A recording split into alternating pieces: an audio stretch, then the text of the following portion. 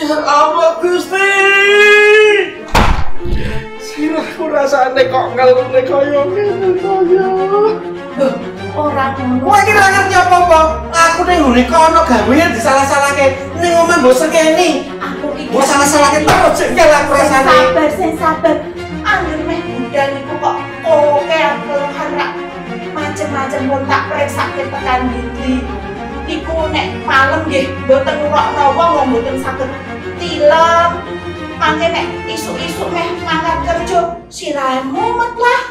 Wetenge loro lah.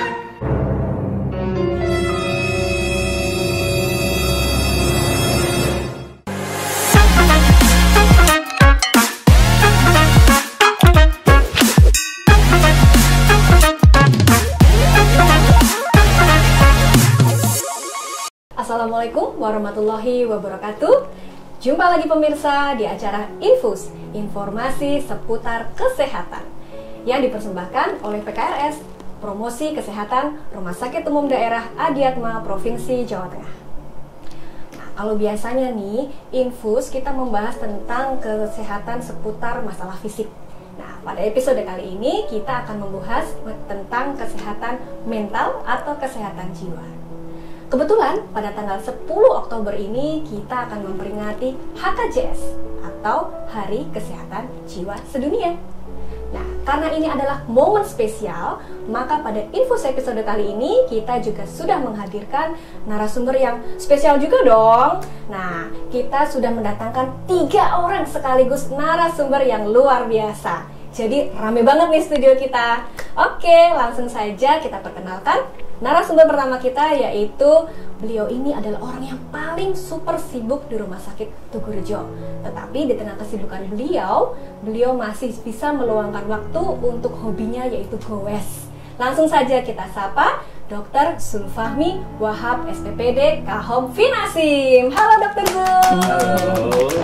Selamat pagi. Waalaikumsalam warahmatullahi wabarakatuh. Waalaikumsalam warahmatullahi wabarakatuh. Sedunia yang ada di sini. Iya, Dokter. Sehat ya, Dok? Sehat, alhamdulillah. Ini pas nggak lagi goes Pasti sehat kan? mental juga ya. Selasa. Oh, memang ini jadwal goes. dulu, baru senam. Oke, luar biasa. Makanya sehat terus ya, Dok ya. Amin. Oke. Alhamdulillah. Iya, baik, narasumber kedua kita yang juga nggak kalah cetar nih ya, Dr. Ratih Widayati SPKJ. Halo Dr. Ratih. Assalamualaikum warahmatullahi wabarakatuh. Mak Molin, Dr. Zulfahmi, Dr. Ratih, semua pemirsa yang ada di sini. Salam sehat jiwa selalu. Oke, terima kasih Dr. Ratih sudah hadir di studio kita. Dan narasumber ketiga kita yang juga nggak kalah heboh, yaitu Dr. Reti Supiyarti SPKJ. Halo Dr. Reti. Selamat pagi, Assalamualaikum. Waalaikumsalam warahmatullahi wabarakatuh. Dr. Reti ini selalu nge-youth loh pemirsa. Dari dulu sampai sekarang selalu berjiwa muda. Iya Dok Terima ya. kasih. Ya. Ini semuanya berjiwa muda semua iya. loh ini ya. Ya. Oke, baik. Umur itu kan hanya masalah angka. Oh, Angka. saya setuju Dokter. Saya suka Yang penting itu. jiwa dan hati ya, Pak. Baik, pemirsa, kalau tadi di awal saya sudah membahas tentang HKJS, maka saya langsung nih mau nembak ke narasumber pertama kita ya, Dr. Zulfahmi. Nah, dokter, ini kan peringatan HKJS di Rumah Sakit 7 kan baru pertama kali ini ya kita merayakannya gitu. Nah, gimana nih Dok tanggapan dokter? Ya, terima kasih Bu Maulin dan teman-teman dokter jiwa, dokter Ratih dan dokter Reti sudah berkenan kita bersama-sama untuk berbagi ya informasi kesehatan. Ya, tadi sudah disampaikan oleh Maulin bahwa rumah sakit itu tidak hanya sehat jiwa dan sehat raganya juga. Ini kita kan harus seimbang antara jiwa dan raga. Rumah sakit memandang hal ini penting karena apa? Karena saat ini perhatian kita kualitas pembangunan kesehatan secara seluruhnya harus kita memandang secara holistik. Tidak hanya fisiknya yang diperbaiki, tapi jiwanya yang diperbaiki. Ya, kita lihat bahwa pemerintah saat ini itu kan fokusnya untuk fisik itu adalah stunting. Ya, stunting itu adalah dari hamil, bayi dan janin, kemudian lahir, kemudian setelah lahir dia bagus kualitasnya. Satu hal yang tidak boleh dilupakan. Setelah dia dewasa, setelah dia anak-anak, kita harus perhatikan mental jiwanya. Ya, kadang-kadang kita kelewatan. Data yang ada, 90% lebih depresi itu tanpa gejala. Nah, padahal depresi itu adalah suatu masalah besar. Saat ini ada 4 masalah yang besar yang ada terkait dengan kesehatan jiwa di dunia saat ini. Yang pertama adalah masalah KDRT, ya. KDRT itu sangat bermasalah. Ini menimbulkan keretakan rumah tangga di mana-mana. Dan ini masih masalah. Yang kedua adalah bullying, pendurungan. Di mana-mana kita lihat di sosmed, anak SMA, anak SMP bahkan, anak SD bahkan membuli temannya sampai parah. Banyaklah kejadian-kejadian di sosial media kalian. Yang ketiga adalah kecenderungan bunuh diri. Ya, itu adalah suatu hal yang juga kadang-kadang kelewatan kalau kita tidak memperhatikan kesehatan mentalnya. Ya, yang keempat adalah Jadi yang pertama adalah bullying, kemudian KDRT, kemudian bukan. Depresi. Bukan depresi, adiksi. Adiksi sangat penting. Adiksi itu lihat anak-anak sekarang yang pra SD, pra TK itu kadang-kadang kesannya seperti autis. Kalau sudah menghadapi gadget itu, kalau orang tua tidak memperhatikan itu, dipanggil apapun tidak noleh. Tapi kalau dipanggil dengan gamenya, langsung responnya beda. Responnya beda. Itu adalah suatu hal-hal yang perlu diperhatikan menurut kami. Oleh karena itu kami dari rumah sakit sangat menyambut baik kegiatan ini, memberikan pelajaran, memberikan informasi yang seimbang bahwa kesehatan jiwa tidak kalah pentingnya dibandingkan dengan kesehatan fisik yang lainnya. Demikian dari kami. Iya, berarti direktur dari Rumah Sakit Muhammadiyah Hikmah sangat mensupport untuk kegiatan HKJS ini ya. Oke, baik. Nah, Pak Dir, mohon maaf nih, Pak Dir kan di sini sebagai dokter spesialis penyakit dalam. Nah, tentunya nih dalam memberikan pelayanan kepada pasien, pernah nggak sih dok menemukan pasien yang dia tuh secara fisik banyak keluhan, tapi setelah diperiksa, dicek up macam-macam ternyata nggak ada masalah gitu loh, dan mungkin arahnya lebih ke psikisnya. Pernah nggak dok seperti itu dok? Sangat banyak. Banyak ya dok sekitar ya? prevalensi sekitar 30% yang dinamakan penyakit psikosomatis. Jadi psikosomatis itu kejadiannya sekitar hampir 30%. Itu keluhannya demikian, keluhannya dari ujung rambut sampai ujung kaki. Banyak ya. Tapi setelah dilakukan evaluasi tidak ditemukan apapun yang patologis daripada hasil lab maupun hasil penunjang yang lain. Itu banyak kejadiannya, sekitar 30%. Apalagi saya sudah subspesialis kanker, ya, onkologi, hematologi onkologis, itu karena biasanya masalah pertama itu adalah setara dengan perkembangan jiwa ya. Jadi pertama kan ada fase menolak dulu. Terdiagnosis kanker dia denial. Iya, anger denial. Mungkin dokternya memberikan kemarahan tadi, mungkin menolak, dokter salah diagnosis dan sebagainya. Yang disalahin dokternya. Iya, dan sebagainya. Itu adalah mungkin dari segi jiwa itu adalah satu tahapan untuk psikologisnya. Dia menolak dulu, kemudian dia Anger, setelah itu dia denial, kemudian mulai bergaining, kemudian menerima dan ikhlas. Itu pasti terjadi. Apalagi dengan penyakit-penyakit yang saya hadapi, di mana penyakit-penyakit yang anxiety biasanya pasti begitu. Biasanya kalau gitu dokter nanti bekerja sama atau dirawat bersama dengan dokter psikiatri juga nggak sih dok? Iya, seharusnya tetap demikian. ya. Kita harus lakukan konsultasi. Dan memang kalau tim kalau di bidang kami itu ada namanya tim onkologi board, itu melibatkan psikolog, melibatkan psikiater juga untuk karena ada beberapa pasien yang tidak bisa move on, tetap menolak. Kita akan membantu untuk segera move on, bisa acceptable, menerima penyakitnya, sehingga pengobatan yang diberikan itu bisa lebih bagus. Oke, berarti pelayanannya holistik ya dok ya, nggak cuma secara fisik tapi juga secara mentalnya juga diperhatikan gitu ya dok ya. Oke, luar biasa sekali ya. Biar cepat move on tadi ya dok ya.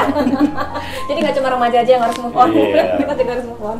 Baik, selanjutnya pertanyaan kedua akan saya sampaikan untuk Dokter Ratih ya. Nah, Dokter Ratih, ini kembali ke HKJS dulu ya dok. Ini di rumah sakit Tugu ada kegiatan apa aja sih dok? Jadi saat ini terima kasih waktunya ya Mbak Maulin, Dr. Zulfahmi. Saya izin untuk memberikan pernyataan bahwa saat ini memang baru pertama kali ini Rumah Sakit Tugu mengadakan memperingati HKJS sedunia ini tepat pada hari ini tanggal 10 Oktober, di mana memang kita mengadakan beberapa kegiatan. Salah satunya adalah pembuatan video edukasi Mbak Maulin. Kemarin kita sudah sudah membuat video edukasi Dokter Jul ya. Yang tadi ditampilkan Ya, tadi di awal ya, ada sekilas itu kita pemerannya tampil. orang gila beneran kan?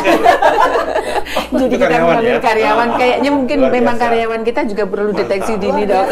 Langsung tekstur. Iya. berbakat berarti dong. Oh, bahkan semua dokter ya. Menjiwai. Menjiwai betul ya. Ya, sutradaranya dari kami berdua, Dok, luar karena biasa. kami sudah menjiwai, Dok, kondisi pasien. Nah, itu kemarin memang kita ngambil subtemanya itu memang tentang tadi menyambung dari apa pernyataan Dr. Zulfahmi yang keluhan-keluhan fisiknya yang banyak, di mana dilakukan pemeriksaan penunjang itu ternyata hasilnya adalah normal lah. Itu makanya kemarin kita angkat itu tema, yaitu tentang apakah aku depresi ya, Depresi, itu ya. kurang lebihnya itu Mbak Maulin ya. Iya. Nah, dokter, berarti kan kita tadi videonya kan tentang depresi. Nah, di dalam video itu tadi kita sempat mendengarkan nih, Dok, ada statement bahwasannya kalau kita periksa ke dokter spesialis psikiatri ntar dikiranya sakit edan gitu ya, Dok ya. Kemana ya, Dok? Kita jadi takut ya kalau periksa pas-pas kan ya, dikira edan gitu. Terus stigma ya. Nah, itu juga mungkin yang menjadi hambatan kayak dari TS, salah satunya dari Dr. Zulfahmi sendiri selaku spesialis penyakit dalam KHOM itu kan juga kesulitan kadang-kadang untuk mengkonsulkan ke jiwa karena ada tadi dari awal ada penolakan, ada denialnya, marahnya dulu, tahapan dari kondisi psikologisnya itu. Maka yang itu menjadi PR dari kami sebagai seorang psikiater, bahwa kondisi itu kita sebut biasanya stigma negatif ya, artinya masyarakat itu masih memberikan labeling negatif, penolakan bahwa kalau datang ke dokter jiwa itu berarti oh saya gila atau edan gitu ya kalau dalam bahasa kita, bahasa Jawa itu. Nah, inilah yang kita akan melakukan, mengikisan, memberikan pemahaman-pemahaman. Yang saya pahami waktu zaman saya dulu dokter, Iya. itu kan membagi gangguan jiwa itu ada dua, Iya. gangguan jiwa ringan dan gangguan Berat. jiwa berat. Iya. Apakah masih begitu? Iya, masih sama. Jadi gangguan jiwa itu kayak spektrum, dokter, Ya, Mbak Maulin. Jadi artinya dari yang paling ringan sampai yang paling berat. Yang paling berat ya, yang paling berat betul, dokter. Yang paling berat itu kita sebut gangguan jiwa yang berat, psikotik, salah satu skizofrenia ya. Prevalensinya berapa itu sih? Prevalensinya itu tinggi, dokter ya. Jadi di antara 1000 masyarakat itu kurang lebih ada sekitar 7 sampai 10 ya, 10% ya per 1000. Berarti ada kumpul orang 1000 Mbak. Kemungkinan dari karyawan kita ini udah berapa ya, dokter ya, jumlahnya 1200, berarti ada 1000 dokter. Deteksi dini ya. Ada studi. Nah, ini kenapa kita mengangkat, karena memang Baik, masih banyak. inspirasi untuk masyarakat. Iya. Deteksi dini untuk karyawan. Iya, untuk karyawan. Iya. Nanti kita Menambahkan memulai istilah tadi, kalau untuk yang ringan, kita sekarang menyebutnya ODMK. ODMK. Orang dengan Dengan masalah masalah kesehatan jiwa. iya. Jadi masih ringan, tapi dia berisiko. Orang dengan masalah kesehatan kejiwaan. jiwa atau kejiwaan ya, dia masih gejalanya ringan ya, Kalau tapi yang dia berat, berisiko. Itu depresi itu, bukan? Iya, Depresi termasuk belum nampak. Bedanya dengan GMO apa? Gangguan mental organik. Gangguan mental. Emosional, bukan Oh. bukan emosional. Gangguan mental emosional. Gangguan mental emosional itu Ya. maksudnya ada gangguan dari kondisi emosinya, dokter. Oh. Jadi karena tadi cemas, cemas, ya, depresi depresi, yang masuk ringan kemudian tadi, dokter. ya. Jadi ada gangguan jiwa berat tadi psikotik, kemudian yang ringan ini di mana daya nilai realitasnya masih bagus, dokter. Masih bisa memahami saya sakit, saya butuh obat, saya butuh ke dokter agar saya menjadi jauh lebih baik. Nah, ini yang kita katakan bahwa dia memang gangguan jiwa yang bukan non psikotik, tidak berat ya. Salah satunya tadi yang dokter sebutkan ada depresi, cemas, gangguan mental emosional ya. Juga ada nanti yang organik, artinya organik itu dasarnya itu adalah dari karena kelainan kalian sistem saraf pusat, kemudian metabolisme. Nah, itu kalau tidak ada kelainan organiknya dia tidak akan memunculkan kondisi psikotiknya, dokter. Iya. Itu Semakin lama kan semakin Iya. berat itu. Iya. Kalau sudah yang berat, kita menyebutnya ODGJ. ya, betul. Ya, sekarang ada istilah baru, dokter. Ya, Iya. ODGJ itu orang dengan gangguan kejiwaan, di situ gejalanya semakin berat, semakin nyata, dan butuh perawatan. Nah, Ya, itu. termasuk schizofrenia. Ya, betul. Jadi sekarang Tujuh di antara 1000. ya. Ini ada yang menarik nih, ada yang menarik. Iya, Yang iya, mau dibaca. iya, iya, dokter. Ya. Indonesian melakukan survei kesehatan mental pada anak usia 10 sampai 17 tahun. Betul. Iya, betul. Saya awal statement saya tadi bahwa anak-anak jangan hanya stuntingnya aja. Setelah stunting, lewat nih fase stunting, pintar apa semua, orang tuanya kaya, belikan gadget dan semacamnya. Nah, ini ada 1%. Ternyata survei itu tahun 2022 yang mengatakan anak itu depresi. 1%. Kemudian 1,4% kecenderungan bunuh diri. Nah, itu kan masalah itu. Iya, betul dokter. 1,4 anak umur 10 sampai 17% itu 10 sampai 17 tahun itu ada kecenderungan untuk bunuh diri. Ini masalah. Betul dokter ya. Sekarang anak-anak yang seperti dokter sampaikan tadi itu kita sebut sebagai generasi stroberi, dokter. Generasi stroberi itu nampak cantik di luar ya gitu. Tapi rapuh di dalam. Karena itu tadi dokter ada tekanan, mereka langsung mencari perhatian, ide bunuh diri, pengen melakukan cutting. Nah, seperti itu. Menyakiti diri sendiri. Self harm. Atau mereka kalau sebutan untuk anak-anak remaja itu cutting. Dokter, saya cutting. Pakai apa? Pakai pulpen. Pakai iya begitu dokter. Untuk apa? Menarik perhatian. Jadi ternyata emang banyak banget. Jadi nanti masuknya itu di gangguan mental anak dan remaja, dokter. Nah, di situ nanti suatu saat next kita akan bahas bahwa tentang gangguan mental anak dan remaja. Salah satunya tadi yang disebutkan dokter Eti, self harm. Kemudian anak yang generasi stroberi. Kenapa anak-anak ini menjadi rapuh mentalnya? Justru ini menjadi PR kita karena anak itu dunianya adalah berasal dari internal dulu, dari keluarga inti dulu. Bagaimana peran ayah sebagai figur ayah, bagaimana peran ibu sebagai figur ibu menjadi contoh untuk anak, sehingga ketika anak ini berangkat menjadi pra remaja, ketika mencari figur di luar teman, dia tidak salah pilih, tidak salah pergaulan, tidak kebawa oleh arus. Itulah pentingnya dukungan dari keluarga inti, orang tua langsung, misalnya seperti orang tua biologis, artinya dirawat langsung orang tuanya, ataupun orang tua secara psikologis itu misalnya dirawat oleh neneknya. Kan kebanyakan kan sekarang lagi kondisi yang itu lebih manja anaknya. Iya betul. Nah, diikutin itu yang nyatanya. Kalau saya minta akan nolak. Kalau anaknya minta apalagi istri. Cucu apapun. Betul dokter. Iya. Nah, itu deteksi dini tentang gangguan jiwa mental anak dan remaja itu penting. Nanti next ya Mbak Maulin, Dokter Zul kita agendakan. Kalau generasi Doraemon ada itulah jalan pintas. Sekarang itu kenapa generasi stroberi, kan anak-anak sekarang berpikirnya pintas, dokter. Jadi kayak sulapan langsung, kayak dulu Satria Baja Hitam, jadilah gitu. Nggak perlu belajar yang susah-susah, tapi langsung kaya, sukses. Sosial media itu sangat berbahaya. Betul dokter. Nah, itu salah satunya, dokter.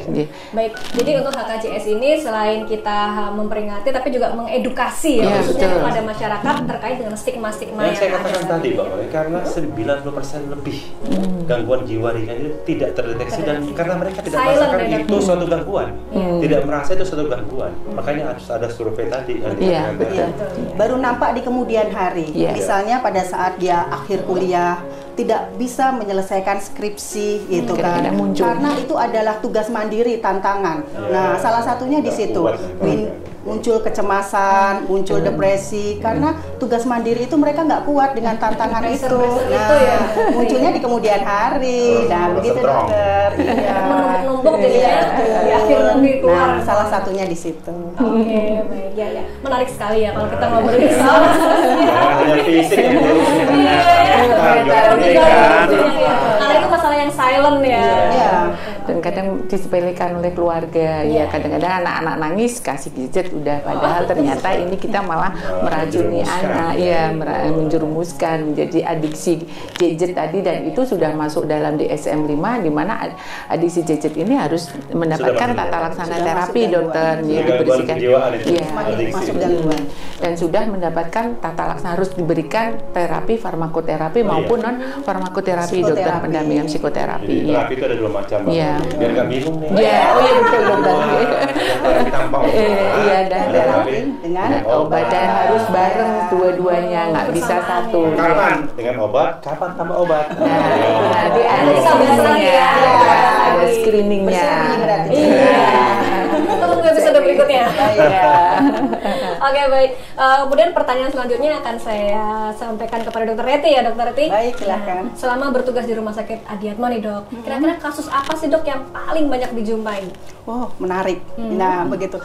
Begini, ini kan bulan Oktober ya, jadi saya sudah membuat satu rekapan selama tahun 2023 dan dari bulan Januari sampai bulan September jumlah kunjungan di Polipsikiatri sebanyak 1056 ya. Lumayan Dengan tinggi, kasus ya. 1056 itu dari Januari sampai September. Berarti Nah, per bulan berarti rata-rata per bulan rata-rata kurang lebih 198, 205. Belum ya, ke rumah sakit yang lain ya, artinya termasuk tinggi untuk wilayah kita Semarang Barat ini. Ya, daerah di sini. Ya. Kemudian ada beberapa diagnosa yang pastinya terbanyak ya gitu. Kita tahu diagnosa psikiatri itu banyak sekali, tapi yang terbanyak jumlah kunjungan itu adalah skizofrenia. Skizofrenia, gangguan jiwa yang berat, Mbak Morini. Kurang lebih hampir 1000. Ya. Iya betul. Mereka di sini karena kontrol ya gitu. Mereka kan harus berkelanjutan kontrol terus, jadi diagnosanya makanya kunjungan terbanyak dari skizofrenia. Kedua, yang terbanyak itu dari depresi. Ya, seperti tadi Seperti Pak. video tadi Iya, ya. depresi dengan usia tadi. mulai dari usia kuliah sampai usia Remaja pun lansia. sudah ada. Banyak ya, begitu. Iya. Banyak yang remaja itu ya gitu, mulai dari usia sekitar 20-21 ya gitu, di masa-masa akhir kuliah. Nah, itu karena mereka mendapatkan stresor paling banyak itu di sana gitu. Itu contoh untuk yang generasi muda. Kemudian untuk yang usia lebih dewasa, kebanyakan karena stress life event. Stresor dalam kehidupan. Perekonomian ya. Masalah perekonomian, kemudian masalah karir, usia produktif, usia produktif awal itu pernikahan. Awal pernikahan dan ya sampai 30. 21-nya. Ya, karena kan perceraian tadi KDRT, perselingkuhan, kemudian ketidakcocokan, kondisi-kondisi stress life event itulah yang menyebabkan usia produktif mengalami depresi gitu karena itu pentingnya kita mengangkat tentang tema depresi tadi Mbak Maulin, karena depresi ini betul-betul harus menjadi fokus perhatian kita. 9,8%. Iya, betul, jadi fokus perhatian tahun karena 2018. semua usia itu bisa kena gangguan jiwa ya. Saya sampaikan di dokter bahwa dari mulai bayi pun bisa menderita gangguan jiwa sampai usia dewasa tua bahkan lansia. Nanti ada tuh gangguan jiwa pada usia lansia dokter yang geriatri itu ada ya. Biasanya apa itu yang paling banyak itu demensia, gangguan ya, kemudian penurunan kognitif. Nah demensia itu pikun ya, kan ada hari pikun ya dokter, ada demensia dunia itu. Ya. Oke, saya lanjut Bu Reti. Kemudian yang ketiga terbanyak adalah kecemasan atau ansietas. Gitu. Jadi kemarin kita sudah melewati pandemi COVID ya, gitu. Nah, pada saat itu kondisi seperti itu menimbulkan kecemasan untuk beberapa orang yang rapuh dan rentan dengan kondisi kecemasan. Hal ini memicu sehingga pandeminya lewat, kecemasannya masih. Nah, mereka kan takut berobat saat pandemi, sehingga setelah pandemi ini mereka berobat. Onsetnya pasti pada saat pandemi, Dok, saya mulai cemas. Pada saat selesai pandemi, Dok, saya mengalami kecemasan. Jadi kecemasan meningkat. Bisa karena COVID ya, pandemi COVID, bisa juga karena mereka punya sense bahwa kesehatan jiwa gitu ya, kondisi yang mereka alami itu bukan tabu lagi, bukan stigma. Jadi kalau mereka merasa gangguan tidur, kemudian merasa kecemasan, merasa kesedihan, mereka mulai berobat. Jadi memang 3 hal yang terbanyak ini selain skizofren adalah ansietas, ya, depresi, ansietas. Kemudian yang lain-lain juga gangguan perkembangan masa anak. Seperti autis, ADHD, gangguan pemusatan perhatian hiperaktif pada masa perkembangan anak, speed delay contohnya Dok, ya gitu.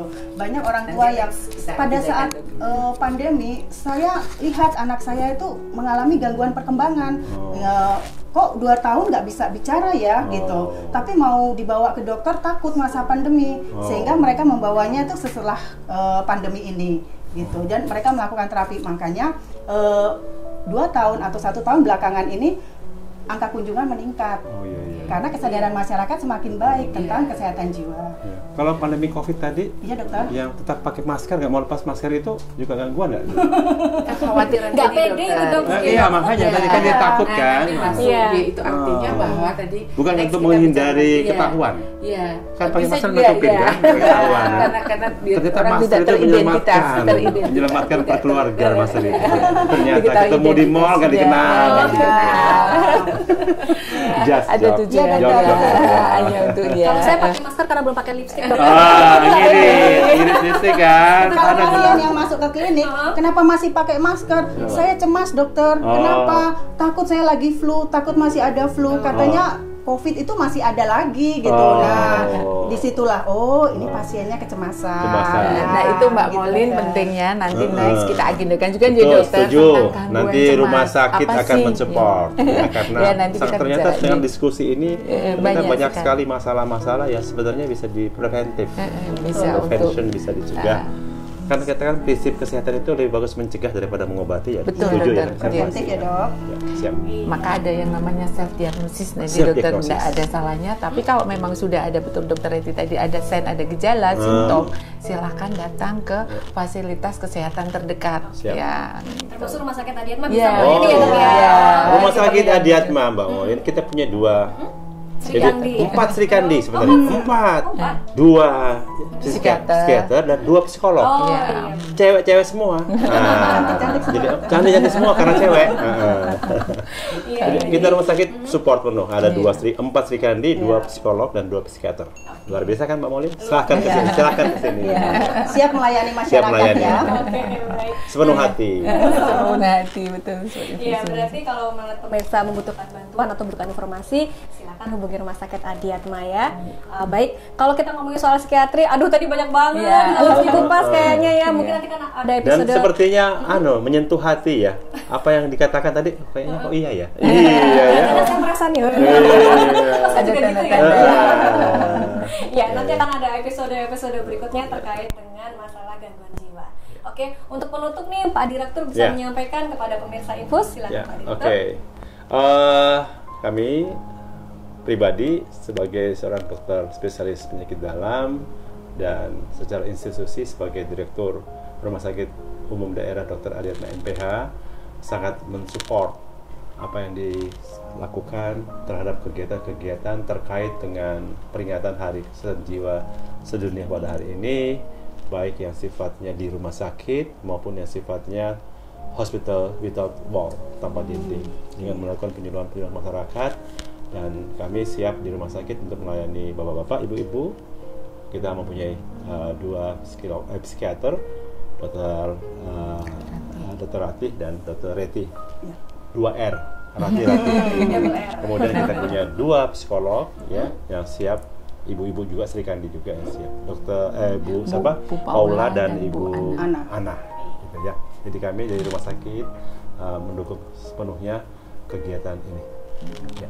Oke, baik. Pemirsa, demikianlah Infus episode kali ini terkait dengan gangguan jiwa.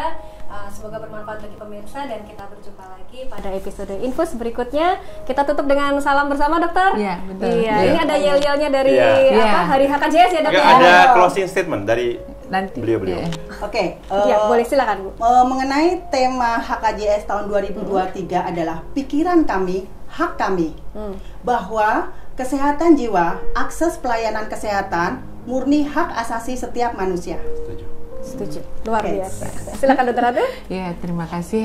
Jadi untuk closing hari ini dalam rangka Hari Kesehatan Jiwa Nasional, saya memberikan memberikan kepada masyarakat untuk tidak segan datang ke rumah sakit jika memang sudah ada tanda-tanda keluhan-keluhan yang mengarah ke kondisi kejiwaan. Deteksi dini itu jauh lebih baik daripada datang sudah terlambat. Terima kasih. Luar biasa sekali. Baik, kita tutup Infus pada episode kali ini dengan kita salam bersama ya, Dok ya. Ya. Yang temanya sudah HKJS ya. Iya, Oke. Baik. Ya.